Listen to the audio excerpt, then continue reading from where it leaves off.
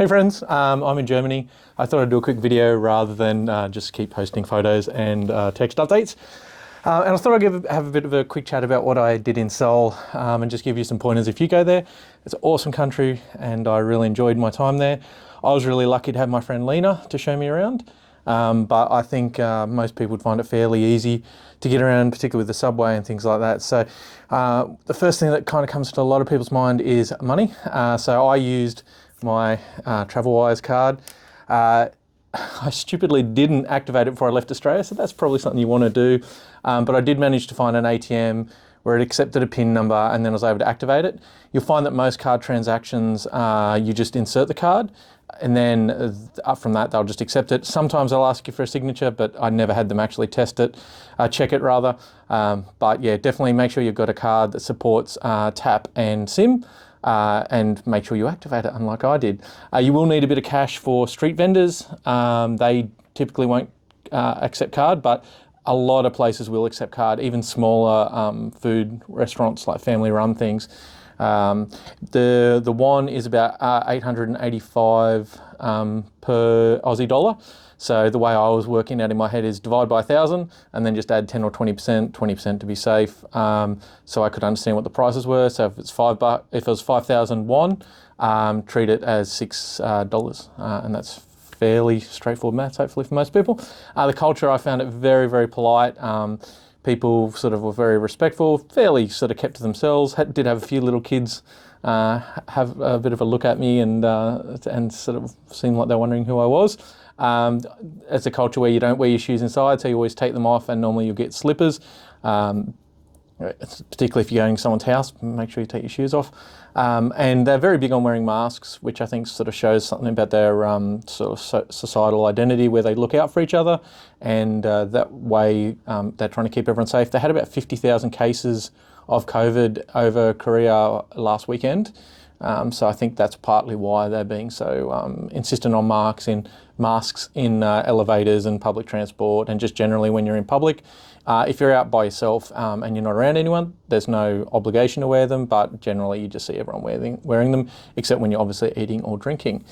The train, I really enjoyed the subway system. It was really, it's a very big and comprehensive subway system, so there's a lot of lines, but I found it very easy to navigate when I was there traveling by myself and that stuff. So yeah, there's a lot of free map programs out there, but Google Maps actually has like directions and all that, and you'll generally get to know what lines are for your station. So I was staying near Seoul Station, so it obviously had the airport railway, it had line 1, line 4, and from there you just sort of go a couple of stops and transfer to other lines.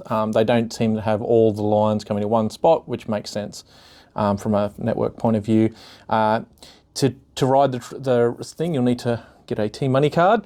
That was my card. I sort of identified with a big fat bear, so I just thought, yeah, I'll get that one. They gave me a choice when I asked one. That was about 5,000 won, and unfortunately you can't get it refunded, but it's a permanent card that you just keep recharging. I put 30,000 won on my card, so about 30 odd bucks. And that lasted me, and I've still got a little bit left on my card if I ever need to use it again when I come visit. Yeah, it's really cheap to use the subway. I found that most trips were only charging about $1.50 or about 12.50 won. And yeah, it was just really quick and efficient. They'll do a lot of announcements in English, as well as occasionally Chinese and Japanese, depending on where you are, whether it's airport, rail or what. And the signs will also show up in Korean, but also show up in English, and they'll point to which side of the subway carriage you need to get off. They will have transfer indications between, so you might get off at a stop and it'll have like the colour and the number for the transfer. So sometimes, initially I did get a little bit confused because I saw a different colour at a different spot, but that was more a transfer indicator, not actually saying this is line 4 rather than line 1. But yeah, really easy to use. Just, I mean, if you can read a subway map, you'll be fine. Obviously, all the station names are a bit foreign to us Westerners because they're in Korean, but they will, on the maps, they will have the English transliteration of it, so you can actually listen out for it and you'll get to know it. The food I loved, it was so good. They seem to be very big on their barbecue and also just cooking things in front of you. So even if you don't cook it yourself, they'll cook it in front of you, which is really nice. From a, like, you know that it's fresh ingredients and you know that they're not just serving you cheap stuff. It's just, yeah, really nice. And when you do cook it yourself, it's really good. They use scissors a lot to chop things up. Because obviously you're using chopsticks here in Korea. So yeah, that's something to think about.